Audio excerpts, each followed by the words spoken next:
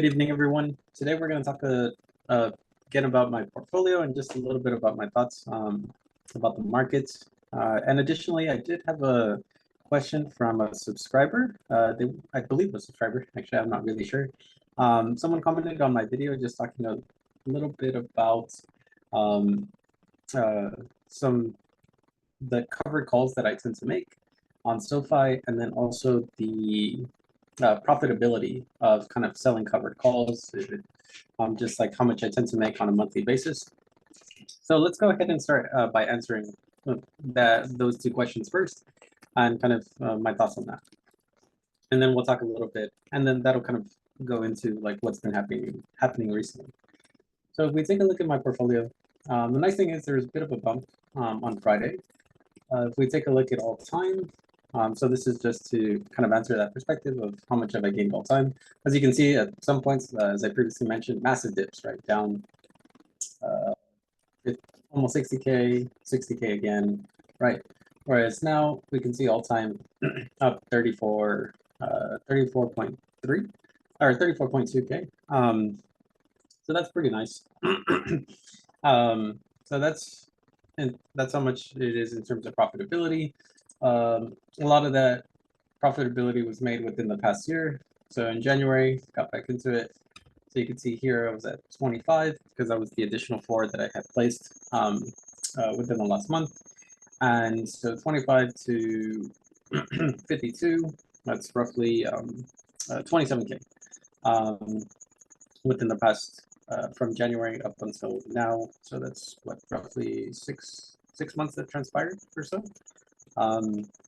So that, I mean, we could break it down by month, but that's not really a good way of talking about the profitability. The profitability shouldn't be kind of talked about in a dollar amount, just generally. Not the main reason is because the dollar amount doesn't really matter. It matters about, and that's not a money doesn't matter kind of statement. That's the stock market's not about like a dollar amounts. It's about percentages. So what I mean by that is whenever you make a play, like let's say you buy a certain stock at a certain price at a certain cost basis, and then you sell it, what matters with the way to kind of uh, the way to kind of reflect what truly happened is to say what percentage basis you either went up or down. So did you make a profit, and if so, how much percent did you increase from your position at that time, or how much did you decrease? The reason I say it that way is because you could say I made $5, and $5 could be going from $1 to $5, so you made 500% of your money, right? That could be the case. Or it could be that you went from $1,000 to $1,005, and there it's much smaller percent, right? So much smaller proportion of your money. So the dollar amount isn't really what matters. It's all about the percentages. If you were to standardize it by saying I went up 5%, right? So if you have $100, you went up $5. If you have $1,000, you went up $50, right? So at that point, it just matters how much your investment is in that particular security or play or however you may refer to it. And it's the percentage that'll tell you what move you really made, whether you went up or down. Now, in this case, since it's my specific portfolio, and I'm hoping and I kind of track it on a regular basis, I'll just refer to like the dollar amounts. But if I was being more consistent and like a little bit better about how I was describing things, I would talk about it in percentages. So I hope that answers one question as far as how much that should lead into the next point, which is how much do I regularly make on covered calls? Generally, whenever I make a covered call play, it tends to be about, for 1 week, it tends to be about 1%, generally. And that's because I'm in stocks that are a little bit more volatile than your standard blue chip stocks. So like blue chip stocks being like Google, Facebook, and so forth, or Meta, I guess, Netflix and so forth, because those don't have as much volatility. So when you play weekly options, you don't really get much of a return. And I'll tell you what I mean by that. So let's say if I were to go to Meta, or let's say Google. Say Google. I forget if it's Google A or no, or Google C. There we go. So in this case, we could see it's $177. Let's say if you wanted to trade options on it. Let's say if you wanted to see how much it would take for you to make 1%. So in 1 week, so on Friday, let's say right now the price is 177.50. So you would buy this option essentially to be, it's technically very slightly in the money, but what would happen is you would technically lose about 16 cents because you sell it at 177.50, but you buy it at 177.66. But let's forget about that. So here you're making $600 in 1 week, right? $600 or $6. $6, but you need to invest 100 times 177.50. So if we look at that proportion, how much are you getting back in 1 week? So that's 6 divided by, roughly, let's just do rough math, divided by 178 or 177.50. And that ends up being about 3%. Oh, actually, that's not bad. So if we do that by 100, 3.38%. It's actually pretty good. Actually, maybe I should look into that. Might be because earnings maybe are this week. I'll have to take a look at why that is, but that's not bad actually. Am I doing that right? Let's see, 5 days by a call. Yeah, that seems about right. Let's take a look at this one. Maybe it's something specific to this week. So actually, I'm curious just to know about it. Let me go into it. If it's earnings, then that's the reason why it's so much. And so this is a bad example. You can see right here, its earnings is coming up, and I believe it is. It is because earnings is available this week. Yes. So that's why it's 3%. 3% of your money. You usually don't get 3% on a blue chip stock in 1 week. That's ridiculous. So this was a bad example. Let me do a different one like Netflix. Let me make sure it's not. Let me make sure it's not earnings week, so I don't give a bad example. Sorry about that.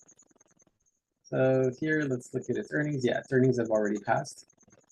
So right now, in this case, for Netflix, you have to pay $633 times, or $633 times 100, right? In order for this to work, you would buy a call, or sorry, you would sell a call at the following strike price. Let's call it 635, roughly. Let's call it 635 for the week.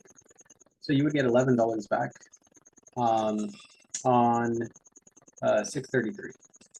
Let's call it $12 back on 633 investment, and that ends up being about less than 2%, right? A little less than 2%. Let's call it 2% because it's a little out of the money. So let's just call it 2%. So if you can make 2% of your money in 1 week, that's not bad. And especially if, in my case, I tend to double leverage myself. So that ends up being 4% in 1 week. So whatever money you have, let's say you have 100 grand, that could be four grand in 1 week, right? The thing about weeklies is that since it's a small amount of money, you can be more susceptible to like, if this were to fall, obviously you got to kind of really put yourself out there in terms of risk because you have to buy quite a big position, or quite a huge portion of your portfolio has to be within here. You have to buy 100 shares, and then you get like a small amount in return for that 1 week. So you might want to secure something like a month. So let's say I wanted to secure a monthly position. I tend to do weeklies, but monthlies on something as kind of like volatile as, or not that these blue chips are volatile, but they're well valued. So I wouldn't want to touch these. But you could see for a month, they only still pay you twice the amount. So instead of it being around 2%, it would be 4%. And if you wanted to 2x yourself, you would get 8% in a month. So let's say you put 100K into this position, then you get 8K back in that month. If you did 1/10 of that, 10K, then you get $800 in a month, right? So it's all about percentages in terms of how much I would make. So generally speaking, I position myself to just from what I've seen in my contracts, it tends to be about 1% per week. And I always try to leverage it by 2x. So then that'll be 2% of my portfolio in a week. That's what I aim for. So for example, in this case, since I leverage myself twice the amount, it'd be 100K. So it'd be 2K ideally in a week. That's what I would want to get. But if it's a safer position, it tends to be less. It tends to be like 1K in a week. Now, the next question I get is, or the next kind of part that kind of goes into that question is, how much do I make in a month? And as you can see, it's not consistent. And generally you can't consistently make money in the market. So I know someone who's trying to, there's tons of people probably out there who's going to try to sell you a course. We're going to tell you, yeah, there's just certain strategies. If you work hard at it, then you definitely can like unlock the secret to success and and like or like discover the stock market. And I'm sure there's some like um, um, uh, some algorithms or like some quantitative analysis that's kind of being put into play by programs that where you can actually like pretty consistently make money, probably. But that said, just traditional person trying to put positions out there, you can't guarantee a position. The reason is that the market is very susceptible to fluctuations, and I know that sounds like doesn't sound nice, but essentially sometimes the market, for lack of a better terms, is really dumb. What'll happen is, let's imagine a stock is like anything that has value, like your car. Let's say your car is worth $10,000, and let's pretend your car doesn't depreciate. Let's just pretend it'll just fluctuate according to the needs of the society. So if people really need a car, it'll go up. If people don't really need a car, it'll go down, and things like that. So don't consider it as like it's getting its wear and tear and so forth. Just imagine you have a car that's $10,000. So the market will generally fluctuate in a way that, like, if it was really accurate about its value, it would just reflect what its blue book price is, which is $10,000. But that's not it. What happens in the short term is the market can just be really dumb and just like overvalue it. Maybe it gets to 13,000, and then because people see it going higher because of momentum and FOMO, it starts to go to 14,000, 15,000, 16,000, 17,000. And people start to realize, hey, things are really overvalued, things are really frothy, as they like to say. And then suddenly things start coming back down to normal, 16,000. Suddenly people are kind of seeing it's not really going up anymore. They're like, hey, kind of like Nvidia now. It's like, when is it going to 10x again? When is it going to 5x again? And they kind of become a little bit impatient. And because of that, they start thinking like, oh, there's other opportunities out there. Let me kind of get out of this and try to sell it. But people aren't really buying it at those high prices, so they have to be forced to sell it at a lower price. And this kind of goes and cascades into lower. And even though it really is worth $10,000, it should be worth $10,000 because it has utility. You can use it to drive from point A to point B. You can carry things. It has usefulness. It eventually gets to the point where people say like, hey, there's something wrong with it, or I think there's something wrong with it because the price is going down. So let me just not buy it. So once again, it goes lower, 9,000, 8,000, 7,000, 6,000, and you're just like, what is going on? And let me just hold on. Like, you start to question yourself, is something really going on here? Is my car like defective? Why won't people buy it at $10,000? And this is all a reflection of what happens in the market. For example, let me just show you a quick example just to show you. So if you go to Meta, which has tons of money and has a really good balance sheet, not that long ago, actually just within the past few years, people, the market just in general was going down, right? The SPY in general was going down. And so it starts pushing all the other stocks to go down as well. And as just because there's general sentiment around the stock market of like, hey, things are going to go down, that individual stocks go down. And as a result, you had a really kind of good company valued appropriately at the time, I think for like almost $400, go down to about less than $100. And that was the example of, you have a $10,000 car that suddenly goes down to like $2,000. You're just like, why? Is there something wrong with it? And so suddenly people start making up narratives to kind of fit the situation. Like, oh, it's because someone's evil, and whatever it may be. Okay, maybe there's some truth to that, but the biggest point is there value in the company? Is the company making value, and is it profitable, and is it going to keep making more money? And it was. And so objectively, you can see like, hey, no, this should be valued worth more. And there's certain valuation models you can do to say like what it should be worth. There's differences on how people evaluate it, but generally when it was at $90, just based off its balance sheet, there comes a point where you can actually say, hey, should be objectively worth more. A good example is like, let's say I have a lemonade stand, and the lemonade stand itself actually has $200 worth of profit. Well, you can't buy it for less than $200 because that would be insane. They have $200 of cash on hand that's theirs. Let's say like let's say their book value is $200. Well, they're a $200 business at the minimum, so you can't be buying it for $200. You have to be buying it for more, because you have to buy it for the assets and also the kind of goodwill and like the workers. You have to pay a little bit of a premium.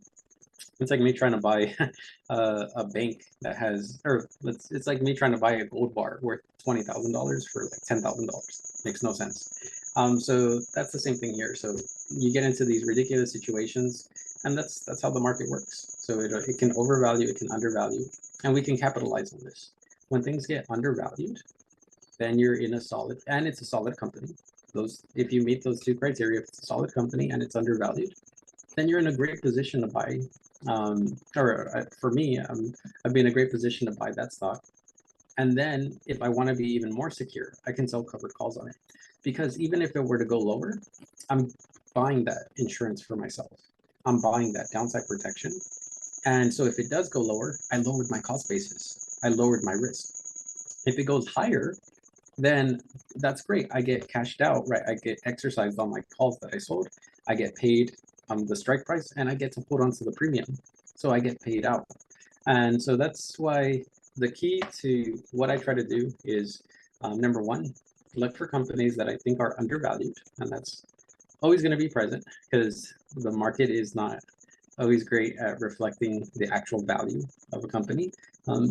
It's run by people, right? It's people buy it, and people are susceptible to a lot of mistakes. And one of the mistakes that we tend to have is we see something going down, and we have a tendency to like say, something must be wrong with it, something's wrong, and we start selling, and it just kind of perpetuates that sell. By the same token, things start to go up, people start buying in and say, like, oh, maybe I should buy more and so forth. And maybe there's good reason to that, but maybe it's overvalued and you're just buying something that's overpriced. So for me to kind of have that safety, it's once again, if it's an undervalued position, it's a solid stock, you'll buy it, so I sell covered calls on it, and then I have that safety in mind. And that gives me the most security for my position so that I can ensure that I'm minimizing my risk as far as the way I see it. I hope that makes sense. That's kind of a long-winded way to say, to answer that question. Essentially, profits are never guaranteed. And I try to aim for generating 1 to 2% of my portfolio. I try to aim for 2, but like at minimum 1% of my portfolio a week as profit. And it just can be a little bit difficult right now because a lot of the stocks are well valued. They're very well valued, and you could check if a company is well valued in many ways.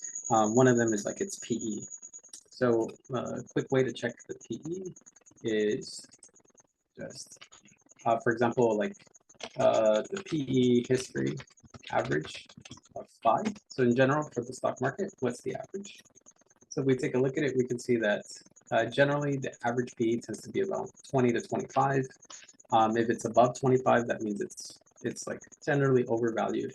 If it's below 20, that means it's undervalued. And so we could take a look at some images, and we could take a look at what happened. So for example, here's the 2000.com bubble. You can see how overvalued it was.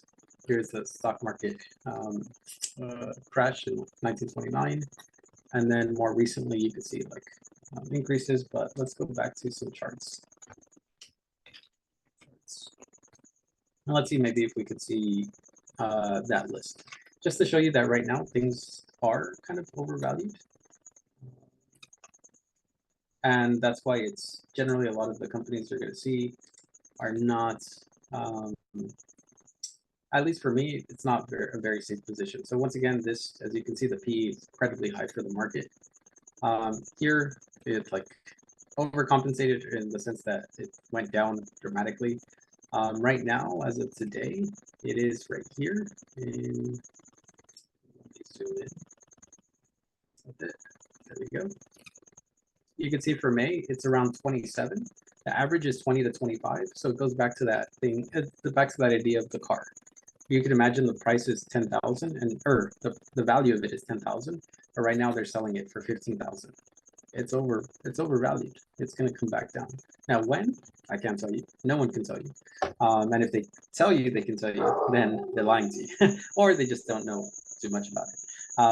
Or they think they might, they know.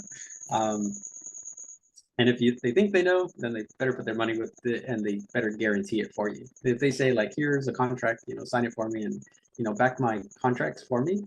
If they can say that, then okay, trust them because then you have no risk. They'll pay it for you, your losses and so forth. But if you can't get it in writing that what they said would happen, then there's no reason to believe them. So that's it. That's why I think things are a little overvalued right here in October. Things were nicely valued, right? So around that 20 to 25. Still in December, okay, still a good position, but now it's a little bit more overvalued. So for that reason, I'm picking individual stocks that have to be undervalued. That said, one thing that was kind of nice that happened recently, as you can see with Friday, was I actually went into Starbucks. I want to talk a little bit about this, and then I'll end the video for today. But definitely, if you have any comments or any questions, I'd be happy to answer your questions as best as I can about what I tend to do. And once again, this is not financial advice. This is just from my perspective. What are my thoughts about the market and how I tend to play it? That said, one thing that was pretty nice was actually, so this was complete luck play. Like I had this play in mind, which was in Starbucks. Right now, it's generally a pretty good price. I think its fair value should be somewhere between like $80 to $90. So buying it at $75, yeah, it seemed like a good play, especially because its dividend was around 3%. I could still sell if you sell covered calls on a stock that you own that has a dividend. You not only get to collect the value as far as the covered calls, but you actually get to collect the dividend. So you, as the owner of the stock, because you sell covered calls on it, because you own the stock, you get access to the dividends, even if you sell the covered calls on it. So that's really nice. So you get paid twice, effectively. But that said, this is why I wanted it. So I ended up buying about 13 contracts worth, or 1,300 shares of Starbucks at $74.80, roughly $74.80. And then I sold 13 contracts on it. Now these 13 contracts were at $75. Actually, I could show you the position. Now these 13 contracts were at $75. So I sold these right here, and you can see each one of them was for 300 right here. Yeah. So you can see that each one of these was for $305. So I would have made $305 per contract as long as Starbucks was at $75 or more by August 2nd. That amounts to roughly 4K. So I would have made 4K in roughly 2 weeks if Starbucks was above $75. And I purchased it at $75. So I purchased, essentially that was the position. As long as it stayed at its same value, I would make that amount. But the thing is, and this is all because earnings is in 2 weeks, so for that reason there was more volatility. So these are more pricier contracts that I could sell. The only thing is that, oh yeah, so let's say even if things go south and Starbucks didn't do as well for earnings, well, that's okay. I get $3 protection, so I bought it essentially at 75, so minus $3 of premium. My cost basis is 72, so it's still a really good position to be in. Like I said, I think it's valued around 80 to 90, so that still gives me a kind of nice a room for appreciation, stock appreciation, and then also I could keep selling covered calls on it repeatedly, like on weeklies, and so I could be in a pretty safe position. So that's how I viewed it, and that's why I went into it. But as you saw with the stock, what happened is it jumped up.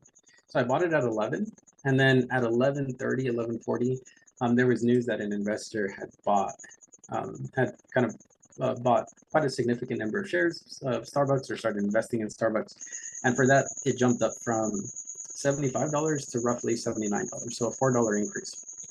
Doesn't sound like a lot, but because I had 1,300 shares, I had 13 contracts worth, it meant that I would gain some profit. Now, the reason I gained some profit is because as the price goes up, the price of the stock goes up, which is good. So that means I'm making money, but also the price of the contract goes up, the one that I sold. So that means if I want to get out of the contracts, I have to buy it back for a more expensive price. So I actually lose money on the contract side because it went up, because I want the contract to go to zero and eventually just get all that premium. So in this case, I lose money on the contract, but I gain money on the stock.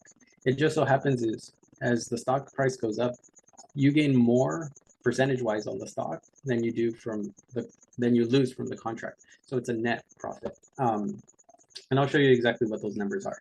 So you can see I bought it for $74.80, and then I sold the 13 contracts.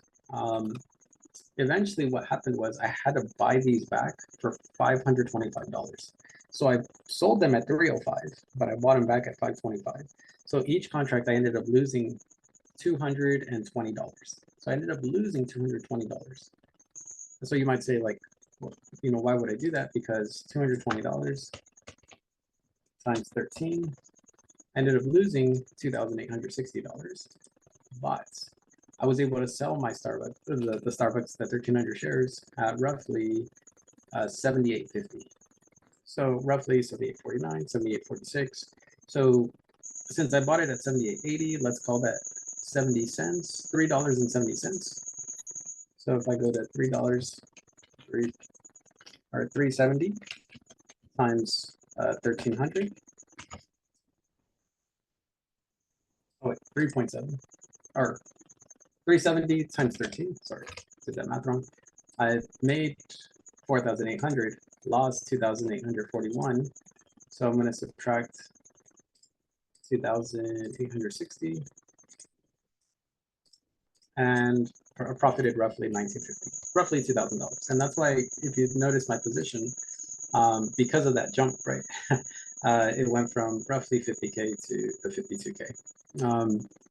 Now, this was not something I intended.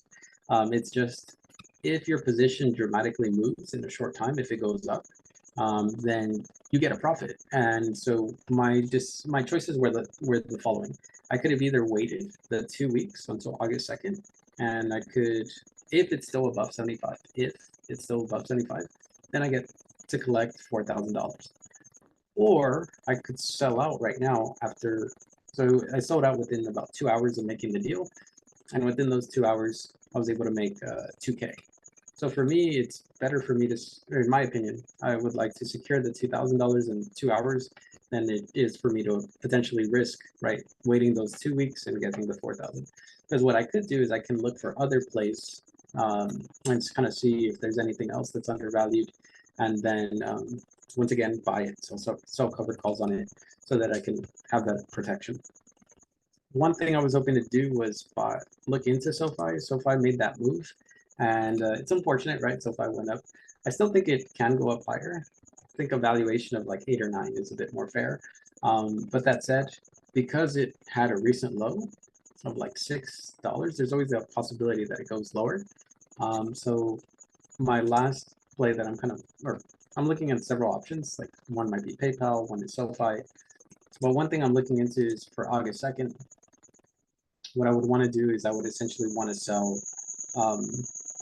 calls at 650. So this means even if the stock price were to go down, I would still secure the profit as long as it stays above 650. And you'll notice the profit isn't that much. It's only about 650 plus 121. That's 771. 771 minus 745. That's 771. So that's 26 cents. So that's 26 cents profit, roughly. I think this is a little bit wrong because I think it might have moved after it might have moved in after hours. But last time I calculated it, it was like 15 cents, $15 per contract, which is not a lot. But I could sell quite a bit of them. I think it was like 140 of them. So in all, if I do this trade in 2 weeks, I could make 2 grand, which is good because it's really safe. So even if SoFi were to fall down to 650, I would still make the 2 grand. And if it falls under 650, let's say $6, well, my position would be around 635, which is really nice, which is a comfortable position to be in. And generally, SoFi kind of drops after earnings. I don't know if that's the case in this case, but it's better for me to be safer. I'd like to be in a, as you can see, I like to be in a safe position. So that's something I've been eyeing. Kind of really hoping SoFi like drops this week. Not to like go against people who own SoFi right now, but just it would benefit me if SoFi were to drop. I would get in at a low price and then sell covered calls on it and make some more money. If not, there's other options to look into, and if this just keeps going up throughout the week. So I hope that answered that question. I hope that answered your 2 questions. I hope this answered a little bit about what I've been doing with my portfolio. Unfortunately, I'm in cash right now, so I'm just going to be eyeing kind of different plays and seeing what's available. I'm excited to get back in. So I'll be trying to make additional updates throughout the week. It's just been a little bit busy with work. But I want to thank you for watching this. If you have watched this, and I'll be making more videos, or I'll be trying to make more videos. So thank you, and I hope you have a wonderful night.